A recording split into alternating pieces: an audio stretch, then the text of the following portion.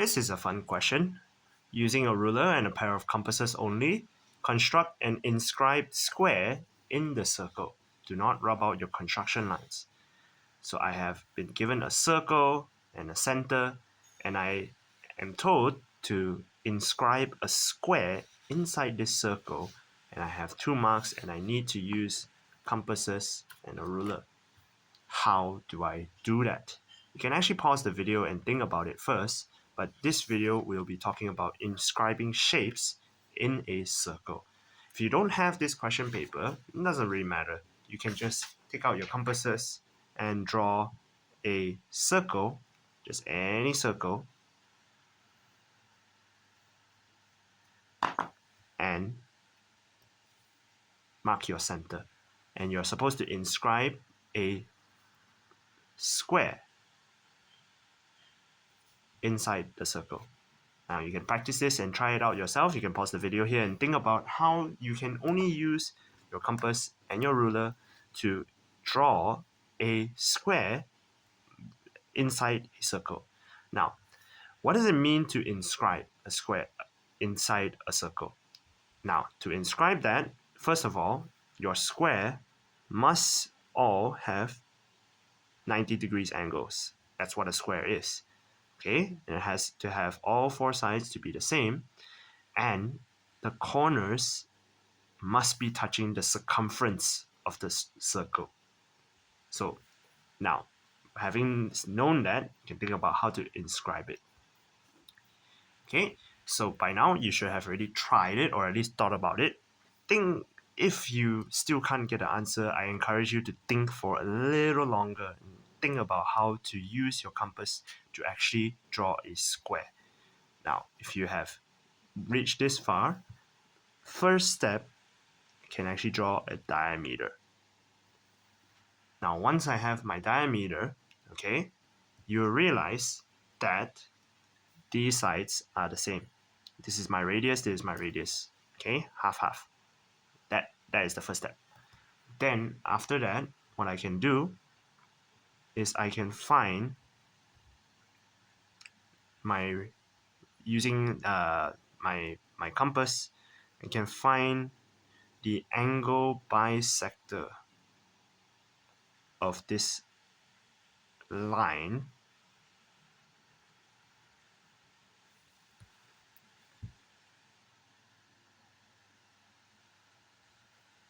Once I have my angle bisector,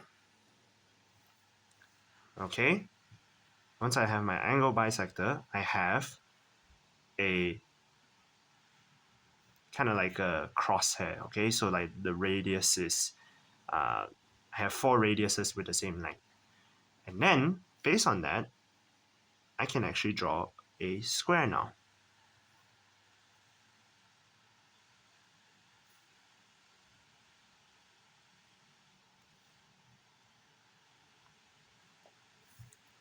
So how do I know actually that these angles are actually right angles? If you remember, these 2 lines are exactly the same. So that means these angles are the same. And because this is an angle bisector, this is a perpendicular bisector, okay, this is 90 degrees. So 180 minus 90 degrees divided by 2, this is 45 degrees, this is 45 degrees. So 45 degrees, and then it's the same here, this should be 90 degrees. That's how you draw, or rather you inscribe a square into a circle. Now, if you paid attention to the video title, you would know that this is inscribing shapes. It's not just a square that I can inscribe into a circle. What other shapes do you think I can actually inscribe in a circle? Right now, I'm going to give you a challenge. Think of a way to inscribe, first of all, a regular hexagon into this circle. Again, you can just draw any random circle, find the center, okay? Find the center, and then try to inscribe a regular hexagon. Don't go away just yet. Have another circle at the bottom here for you. And this one, this one, you can inscribe a regular octagon. Now go ahead, pause the video, try it out, give it a try, push yourselves, don't give up, try until you have completely zero ideas, or even try harder until you have tried 100 times, then only find the answer. Okay, by now you should have already tried by 100 times. Hopefully you can catch on my sarcasm. Regular hexagon. A regular hexagon, actually you need to think about what a hexagon is. A hexagon, regular, is actually 6 equilateral triangles. So, if you remember, how do we actually draw, or rather the angles that we have when it comes to drawing using your compass, we have either a family of 60 degrees or a family of 90 degrees. Because a hexagon is made out of 6 equilateral triangles, remember how we are able to draw equilateral triangles, or rather the 60-degree angle? What I can do is I can find the radius of this circle. Okay, this is my radius, it should be all the same. And then, using this same exact length, I come to the opposite side, and then I mark. Okay, some of you may be able to recognize that this is how I draw a 60-degree angle. So this is 60 degrees. Okay, so now some of you might think that, oh, now I just need to draw 6 equilateral triangles and then I'll have my regular hexagon. You don't actually need to do that. What you have to remember is this compass length right here is my radius, and my radius doesn't change. My length doesn't change.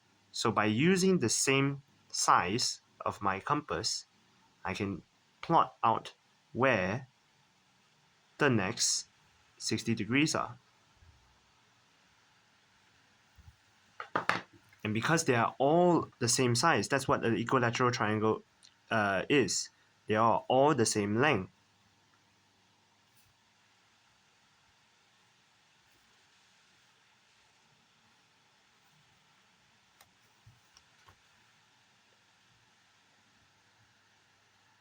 Because they are all the same length, okay, that's your regular hexagon. Yeah, that's your regular hexagon. They are all the same length.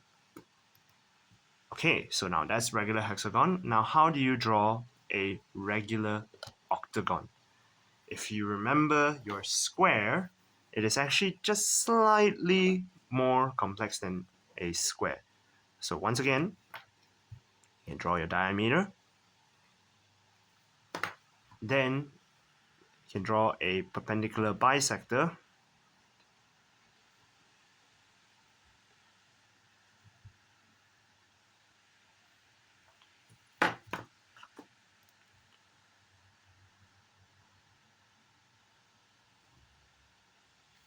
Okay.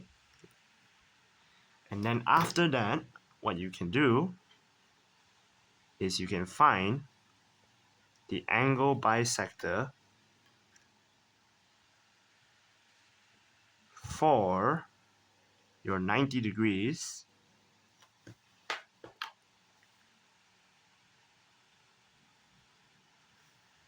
and have new points.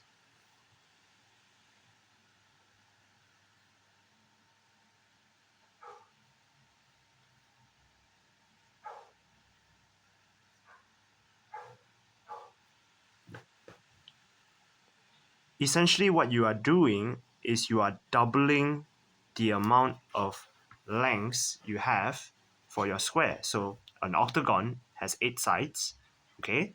So you are doubling this. This is 4 sides, you double it, becomes 8. Now you have marked all of these.